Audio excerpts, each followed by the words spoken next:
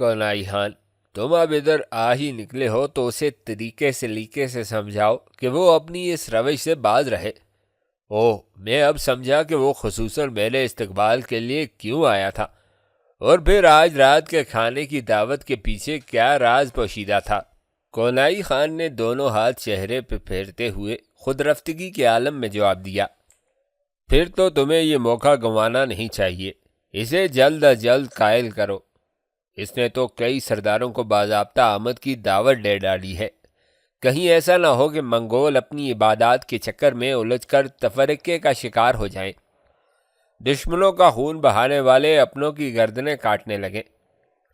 منگ کانا حقیقتاً کبیائی کے فیصلے سے خوفزدہ دکھائی دے رہا تھا۔ کونائی خان اپنے سسر کی بات سن کر سوچ میں پڑ گیا، اس کے ماتھے کی شکنیں گہری ہونے لگیں۔ وہ اس وقت کو تخیل کی آنکھ سے دیکھ رہا تھا جب منگول کسی بھی غلط فیصلے کے مرتکب ہو کر آپس میں برسر پیکار ہو جائیں گے۔ اس نے اس وقت کو اپنی نگاہوں کے سامنے محسوس کیا تو اس کی روح تک دہل گئی۔ تیموچن نے دن رات کی لگاتار محنت سے جس تہذیب کا دروازہ کھولا تھا، قبضائی خان اسے بند کرنے پر تلا ہوا تھا۔ کونائی خان نے اس ضمن میں قبضائی سے خود بات کرنے کا فیصلہ کر لیا تھا۔ اس نے باقی ماندہ دن دیگر لوگوں سے ملاقاتوں میں گزارا۔ رات کے آغاز پر ہی وہ قبضائی کے خیمے کی طرف روانہ ہوا۔ قبضائی نے اس کی آمد کی اطلاع پاتے ہی طعام کی فوری تیاری کا حکم صادر کر دیا۔ کونائی خان کو ایک خاص خیمے میں بٹھایا گیا جو کہ قبضائی خان کا سب سے قیمتی خیمہ سمجھا جاتا تھا۔ یہاں آنے کی خواہش ہر سرخ کی تھی، مگر چند خاص غلاموں کے علاوہ اس خیمے کی جانب کسی کو نگاہ اٹھا کر دیکھنے کی اجازت نہ تھی۔ یہ خیمہ سرخ یاک کی کھال سے تیار کیا گیا تھا، جو کہ کامیابی میں اول درجے کا جانور تھا۔ کونائی خان نے خیمے میں نشست سنبھالی تو شراب پیش کی گئی۔ جام کی چسکیاں خیمے کی فضا میں ابھرنے لگی۔ قبضائی بوڑھا دکھائی تو ضرور دیتا تھا، مگر اس کے چہرے پر بشاشت کسی جوان سے کم نہ تھی۔ میں عظیم کونائی کی آمد پر بے حد ناز کرتا ہوں۔ قبضائی کے لیے یہ کسی اعزاز سے کم نہیں کہ وہ اپنی موت سے پہلے اپنے سب رفقا کو اپنے پاس ایک ساتھ دیکھے گا۔ اس کا چہرہ سرشاری کے عالم میں دہک رہا تھا۔ کونائی اس کی بات کا مطلب سمجھ رہا تھا، مگر اس نے خاموشی برقرار رکھی تاکہ وہ خود ہی بات کو چھیڑ سکے۔ قبضائی اس کی جانب پوری طرح متوجہ تھا، مگر کونائی خان کے چہرے کے اتار چڑھاؤ اس کی نگاہ سے اوجھل تھے۔ وہ شراب کے خمار میں مست دکھائی دے رہا تھا۔ وہ دونوں ہاتھ نچاتا ہوا بولا، کونائی، جاودانی آفتاب نے مجھے ایسی ہمت و قوت بخشی ہے کہ میں عبادت خونگی کو انجام دے کر منگولوں کو نہ صرف بداروا سے محفوظ کر دوں بلکہ انہیں ان کی سابق روایات کی طرف واپس موڑ دوں۔ اسی لیے میں نے فیصلہ کیا ہے کہ اس نئے چاند کی آمد پر عبادت خونگی پورے اہتمام سے کی جائے، لہٰذا میں تم سے باضابطہ استدعا کروں گا کہ تم بھی میرے ہمراہ کندھے سے کندھا جوڑ کر منگولوں کی روایات کو دم توڑنے سے بچاتے ہوئے آئندہ نسلوں کی بہتری کے لیے یہ فریضہ انجام دو۔ تمہارا دماغ تو نہیں چل گیا قبضائی؟ تم جانتے ہو کہ کیا کہہ رہے ہو؟ لگتا ہے کہ شراب کا خمار اب تمہارے دماغ کو چڑھنے لگا ہے۔ کونائی خان نے ناگواری سے جواب دیا، یہ شراب کا خمار نہیں کونائی، حقیقت ہے۔ میری نگاہیں منگولوں کو جاودانی آفتاب سے دور ہٹتے دیکھ رہی ہیں۔ مسلمان و نصارہ آہستہ آہستہ انہیں پراگندہ کر رہے ہیں۔ اگر اس وقت کوئی قدم نہ اٹھایا گیا تو وہ وقت دور نہیں جب جاودانی آفتاب کا نام لینے والا کوئی نہ ہوگا۔ تم تخیل کی آنکھ سے جو کچھ دیکھ رہے ہو وہ شراب کے سوا اور کچھ نہیں۔ مسلمان و نصارہ لاکھ صحیح کریں مگر جاودانی آفتاب کو کبھی نہیں مٹا پائیں گے۔ وہ روز اول سے اب تک یوں ہی پوری آب و تاب سے روشن رہے گا۔ تم خوش فہمی میں مبتلا ہو کونائی، ہوش کے ناخن لو۔ کیا تمہاری آنکھیں نہیں دیکھ پا رہی کہ مسلمان اور نصارہ ہمارے بچوں کو اپنی جانب کھینچ رہے ہیں؟ ہمارے بچوں کی منگول روایات سے لا علمی ان لوگوں کے لیے کامیابی بنتی جا رہی ہے۔ دشت کچاک سے لے کر خوارزم تک جتنے منگول موجود ہیں ان کے بچوں کی اکثریت تیزی سے حلقہ اسلام میں داخل ہو رہی ہے۔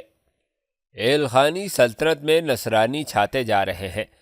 اگر اب بھی کوئی ٹھوس قدم نہ اٹھایا گیا تو وہ قوم جو ہماری تلواروں نے بٹھا دی تھی، جن کے مستقبل کو ہم نے اپنے گھوڑوں تلے رون دیا تھا اور جنہیں غلامی کا بدترین طوق پہنا دیا گیا تھا، وہ بیدار ہو جائے گی اور منگولوں کو پھر سر چھپانے کے لیے جگہ ڈھونڈنا دشوار ہو جائے گی۔ مجھے اب واقعی یقین ہو چلا ہے کہ تمہارے دماغ میں واقعی خلل پیدا ہو گیا ہے۔ تم بزدل بنتے جا رہے ہو، تمہیں منگول کہلانے کا کوئی حق نہیں ہے۔ کونائی خان یکدم بھڑک اٹھا۔ خود کو قابو میں رکھو کونائی، میری باتیں تحمل سے سمجھنے کی کوشش کرو۔ سلطنت اور دولت ایک نہ ایک دن ہمارا ساتھ چھوڑ جائے گی۔ تیموچن کی مثال لے لو، اس کی موت کے بعد کیا کچھ نہیں ہوا۔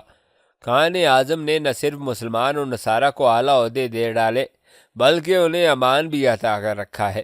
ماضی میں منگول سلطنت میں کبھی مسلمان مستقل رہائش پذیر نہیں ہو سکتے تھے، اب ان کے بڑے بڑے محل نما مکانات ہیں۔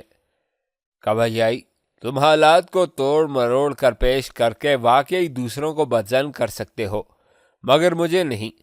میں بخوبی سمجھ سکتا ہوں کہ تم اپنے مطلب کے لیے منگولوں میں منافرت کی فضا پیدا کر رہے ہو۔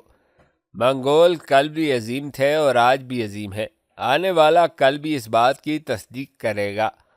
میں اب اچھی طرح سمجھ گیا ہوں کہ تم اپنی فطری خونخواری اور سرداری چمکانے کی ہوس میں مبتلا ہو۔ عبادت خونگی کی انجام دہی کے پس پشت اصل مقصد صرف یہی ہے کہ تمام قبائل میں تمہاری عظمت کا اعتراف کیا جا سکے۔ کونائی نے اسے منہ توڑ جواب دیا۔ میری عظمت؟ کبیائی استہزائیہ انداز میں ہنسا۔ کونائی، تم بات کو گھما پھرا کر میری ہی جانب کیوں لے آتے ہو؟ جب میں منگول قبائل کی بات کرتا ہوں تو تم اسے سمجھنے کے بجائے میری ذات میں الجھ جاتے ہو۔ میری ذات سے باہر نکل کر ٹھنڈے دماغ سے ذرا سوچو گے تو تمہیں میری باتیں اچھی طرح سمجھ آ سکیں گی۔ تم اچھی طرح جانتے ہو کہ عبادت خونگی کے قضیے کو چھیڑنے کا مطلب سراسر بغاوت بھی ہو سکتا ہے۔ کونائی خان نے متنبہ کیا۔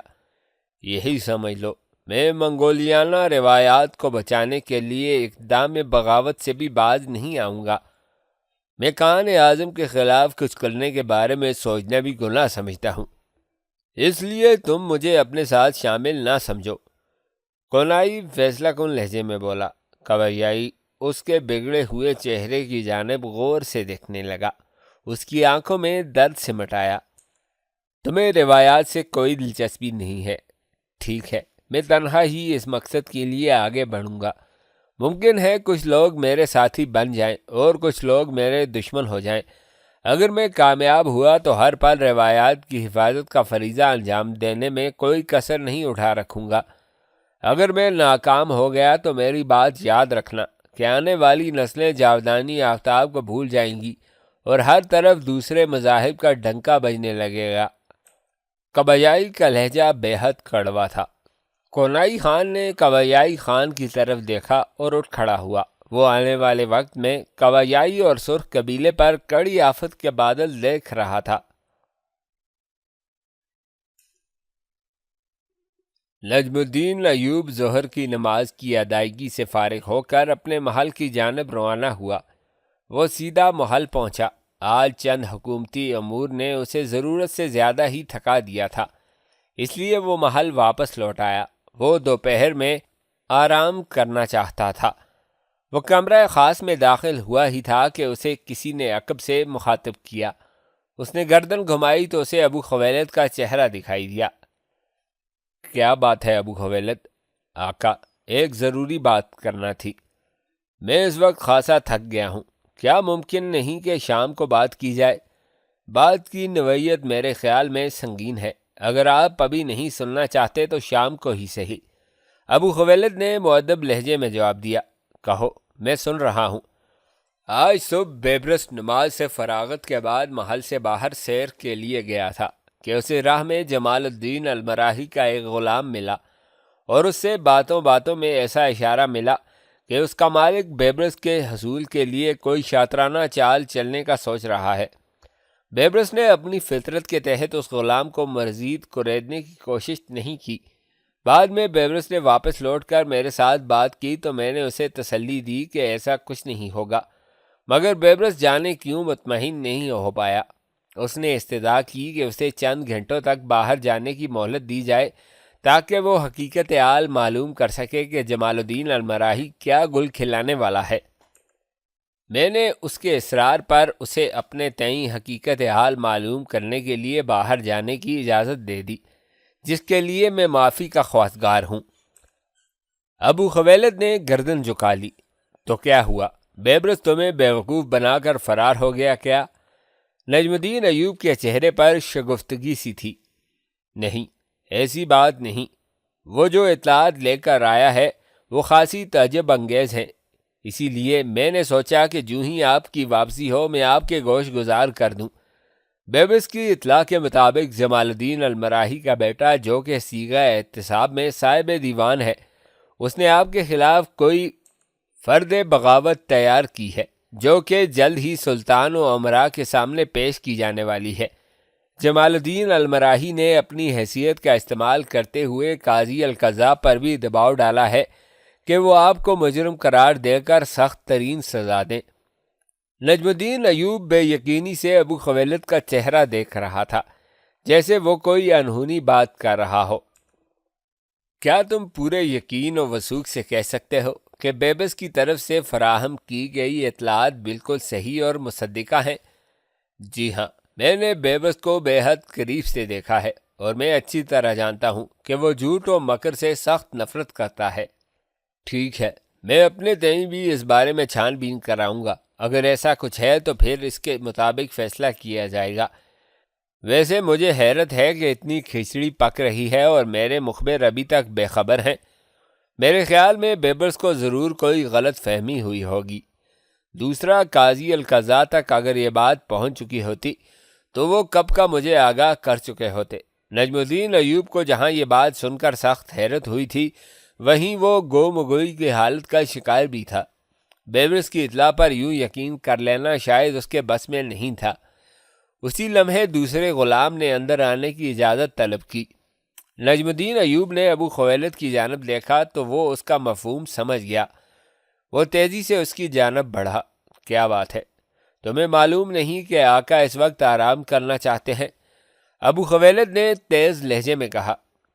قاضی کی جانب سے قاصد کوئی پیغام لایا ہے اور وہ فوراً آقا سے ملاقات کا خواہشمند ہے۔ میں نے اسے دوبارہ آنے کا کہا تو اس نے ابھی ملنے کا اصرار کیا تو میں چلا آیا۔ اچھا، اسے مہمان خانے میں بٹھاؤ۔ ابو خویلد اسے ہدایات دینے کے بعد نجم الدین ایوب کی جانب بڑھا اور قاصد کی آمد کی فوری اطلاع دی۔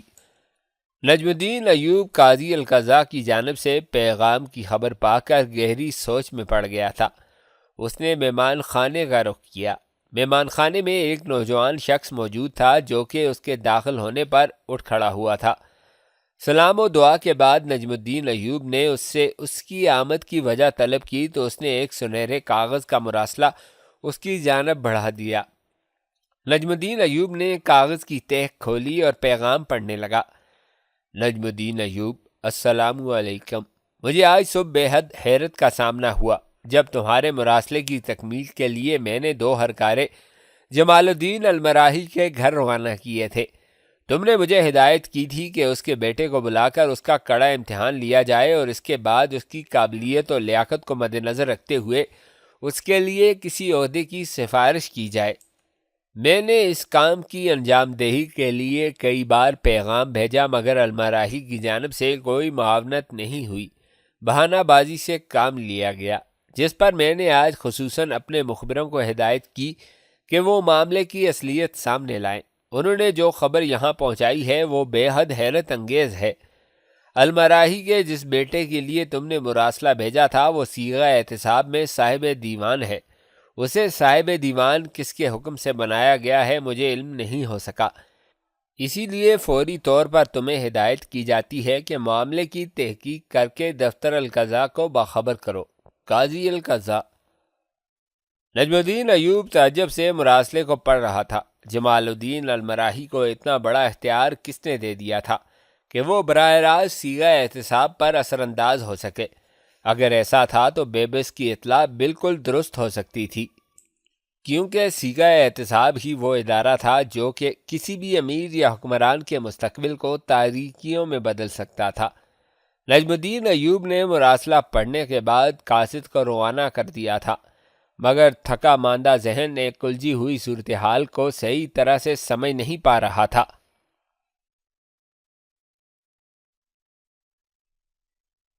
نور الدین پریشانی کے عالم میں کونائی خان کے دروازے پر دستک دینے کے بعد کھڑا اس کی آمد کا منتظر تھا۔ اس کے چہرے پر گہری بے چینی تھی۔ کونائی خان سے اس کی گزشتہ ملاقات محض چند بار ہی ہو پائی تھی۔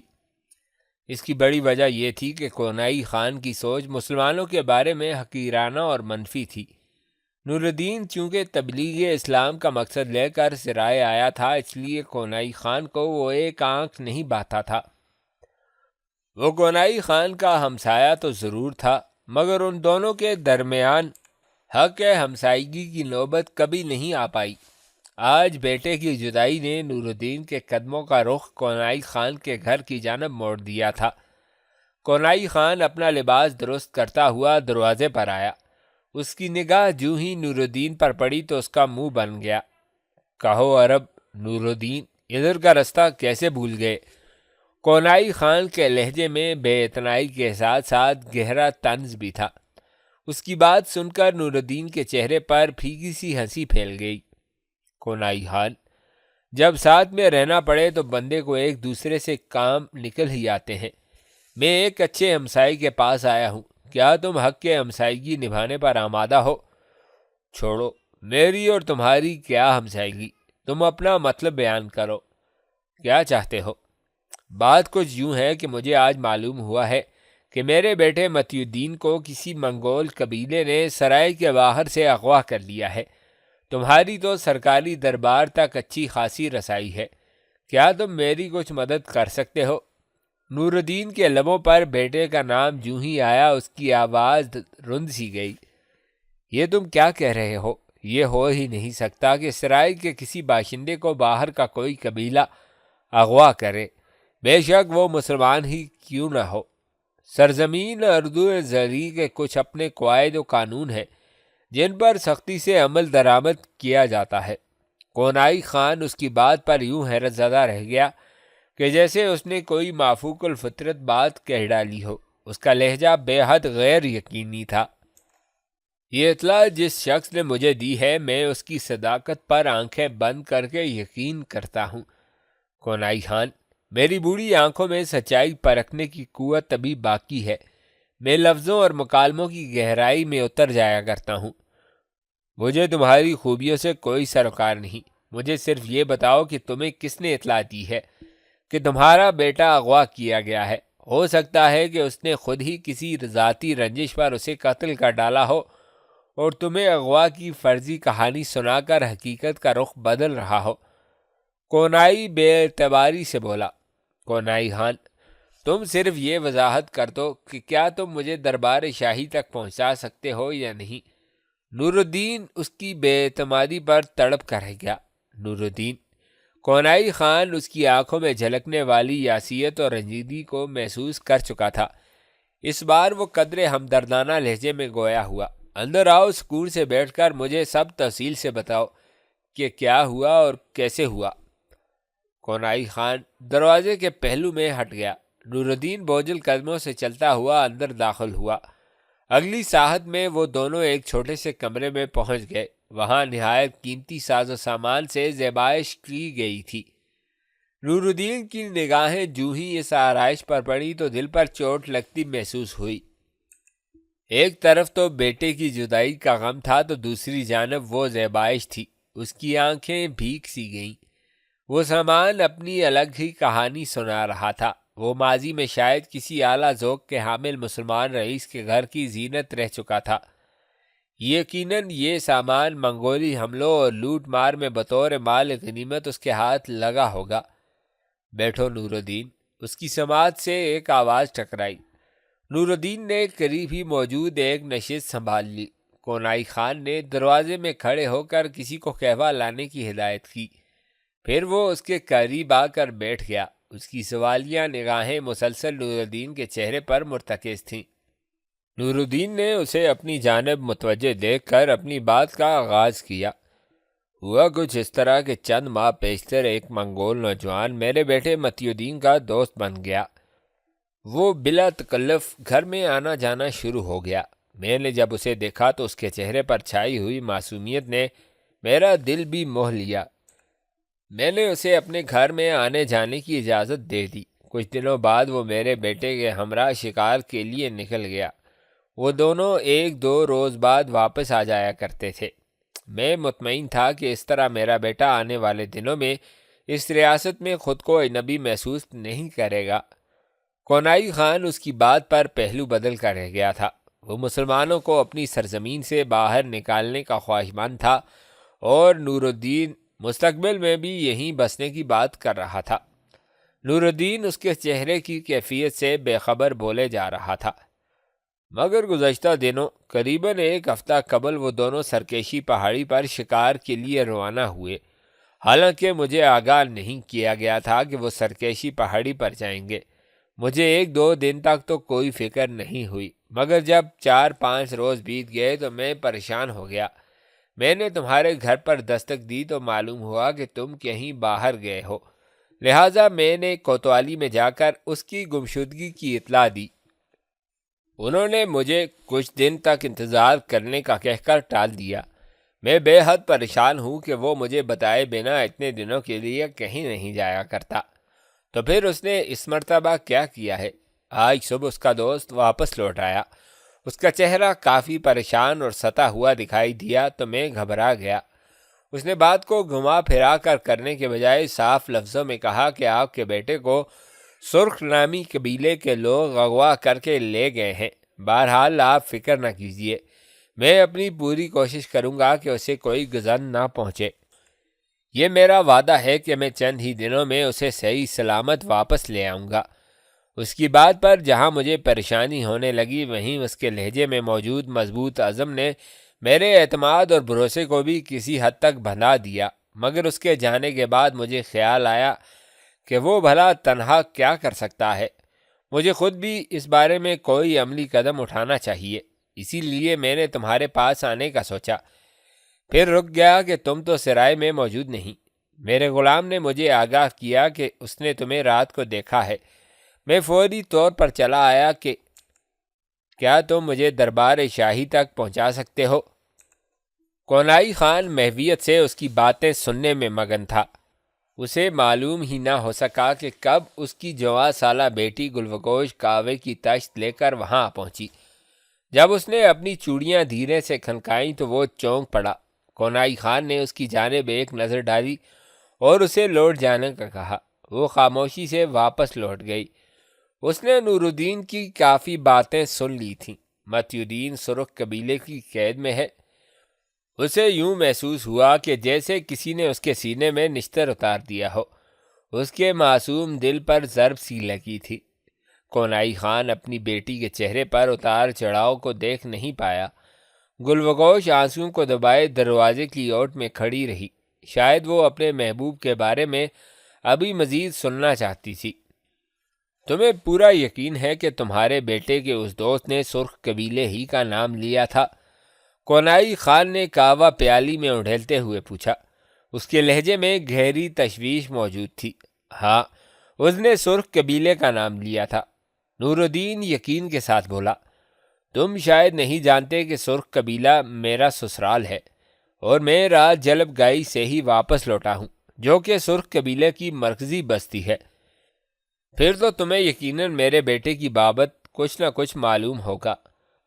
نور الدین کے چہرے پر بے چینی سی پھیل گئی۔ کونائی خان نے قہوے کی چسکی لیتے ہوئے ایک گہرا سانس لیا۔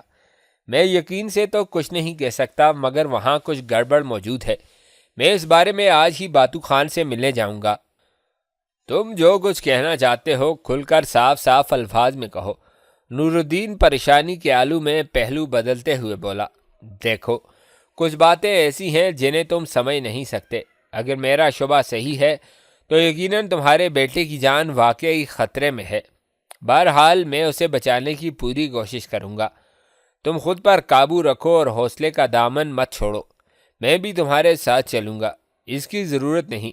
کونائی خان کو اس کی یہ بات ناگوار گزری تھی۔ نور الدین اپنی جگہ پر پہلو بدلنے لگا۔ ہاں، ایک بات تو میں تم سے پوچھنا ہی بھول گیا۔ تمہارے بیٹے کے دوست کا نام کیا ہے جس نے تمہیں اطلاع دی تھی؟ اس کا نام برکائی خان ہے، نور الدین نے ڈھیلے سے انداز میں بتایا۔ کیا؟ کونائی خان کو جیسے برکائی خان کا نام سن کر برقی روک کا جھٹکا لگا تھا۔ وہ سفید فام، قدر دراز قد، جس کے چہرے پر ہر وقت معصومیت سی چھائی رہتی ہے۔ ہاں ہاں، کیا تم اسے جانتے ہو؟ میں تو اسے جانتا ہوں، مگر کیا تم جانتے ہو کہ وہ کون ہے؟ کونائی خان تیزی سے بولا۔ ہاں، شریف النفس منگول جوان ہے، البتہ اس میں منگولوں والی خصوصیات نمایاں نہیں ہیں۔ اس کا چہرہ سچائی کا علمبردار دکھائی دیتا ہے، نور الدین سادہ لہجے میں اسے بتا رہا تھا، جبکہ کونائی خان حیرت بھری نگاہوں سے اس کی صورتحال دیکھے جا رہا تھا۔ واقعی تمہیں اس کے بارے میں کچھ معلوم نہیں نور الدین؟ وہ اس سلطنت کا حکمران ہے، وہ باتو خان کا چھوٹا بھائی ہے۔ اگر وہ تمہیں کہہ کر گیا ہے کہ تمہارے بیٹے کو ساتھ لے آئے گا تو پھر تمہیں اطمینان سے گھر لوٹ جانا چاہیے۔ اب حیرت کی باری نور الدین کی تھی۔ وہ اسے یوں دیکھ رہا تھا جیسے واقعی اس نے کوئی انہونی بات کہہ دی ہو۔ کونائی خان نے اس مرتبہ خود اٹھ کر اس کا کاندھا تھپتھپایا اور حوصلہ افزائی کی۔ اس کا انداز ہی بدل گیا تھا۔ نور الدین فرد حیرت میں ڈوبا اپنے اللہ پر بھروسہ کیے گھر لوٹ آیا۔ ابو خویلد نے نجم الدین ایوب کا کندھا جھنجھوڑ کر اسے بیدار کیا۔ نجم الدین ایوب آنکھیں مسلتا ہوا بستر پر اٹھ بیٹھا۔ وہ حیرت سے ابو خویلد کا چہرہ دیکھ رہا تھا۔ آج سے پہلے تو اس نے کبھی ایسی حرکت نہیں کی تھی۔ بے شک وہ اس کا سب سے بااعتماد اور وفادار غلام تھا، مگر ایسی بے تکلفی کا مرتکب ہونا بھی اس کی سرشت میں نہیں تھا۔ ابو خویلد کے چہرے پر گہری پریشانی آیا تھی۔ کیا بات ہے ابو خویلد؟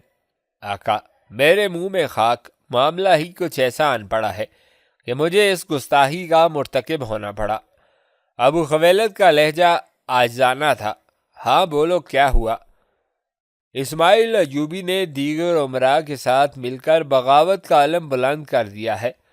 ابھی مخبر نے اطلاع دی ہے کہ وہ دمشق سے نکل کر قریبی شہروں پر حملہ آور ہونے اور انہیں لوٹ مار کا نشانہ بنانے کی منصوبہ بندی کر رہے ہیں۔ ٹھیک ہے، تم فوراً میری روانگی کا انتظام کرو، میں خود وہاں پہنچ کر ان کو دیکھ لوں گا۔ نجم الدین ایوب بستر میں سے نکلتا ہوا بولا۔ صبح ایک بری خبر سننے کے بعد بھی اس کا چہرہ پریشانی کے تاثر سے پاک تھا۔ اس نے اس خبر کو یوں سنا تھا جیسے کوئی بڑی بات رونما نہیں ہوئی تھی۔ ابو خویلد حکم پاتے ہی تیزی سے باہر نکل گیا۔ نجم الدین ایوب اپنے منتخب کردہ گورنر اسماعیل ایوبی کے بارے میں سوچ رہا تھا کہ اسے یہ مذموم حرکت کرنے کی ضرورت پیش کیوں آئی۔ اس نے وسوسوں کو جھٹکا اور نہانے کے لیے حمام میں گھس گیا۔ جیسا کہ پہلے بتایا جا چکا ہے کہ ملک الکامل نے اپنی زندگی میں شام، فلسطین اور مصر کے تمام علاقوں کو فتح کر لیا تھا، اور اس کی زندگی میں ہی یروشلم اور فلسطین کے کچھ علاقے فیڈرک ثانی کو دے دیے گئے تھے، جن میں بیت المقدس، بیت اللحم اور یافا کے علاقے شامل تھے۔ عکا کے وسطی شہر بھی اس کے حوالے کر دیے گئے تھے۔ اس تمام صورتحال کا بنیادی مقصد صرف اور صرف ملک الکامل کی وسیع اور عزیز حکومت کو مضبوط تر بنانا تھا۔ جب اس کی وفات کا وقت آن پہنچا تو اس نے اپنی سلطنت کو 4 حصوں میں بانٹ دیا، جن میں سے مصر اپنے نوعمر بیٹے سیف الدین ابو بکر کو دے دیا، بلاد شرقیہ نجم الدین ایوب کو دے دیے گئے، جبکہ شام اور اس سے معلقہ علاقے ملک الجواد کو دیے گئے۔ ان چاروں حکومتوں کو اس طرح مربوط کیا گیا کہ ان میں کسی قسم کا اختلاف پیدا نہ ہو سکے۔ یہی وجہ تھی کہ نجم الدین ایوب کو بلاد شرقیہ کی حکمرانی کے ساتھ ساتھ نوعمر سلطان کا تعلق بھی مقرر کیا گیا تھا۔ نجم الدین ایوب نے اسماعیل ایوبی کو دمشق میں اپنا گورنر بنا رکھا تھا، بصرہ، واسط اور نابلس کے علاقوں میں اس کا ایک نہایت وفادار ترک غلام حکمرانی کے فرائض سنبھالے ہوئے تھا۔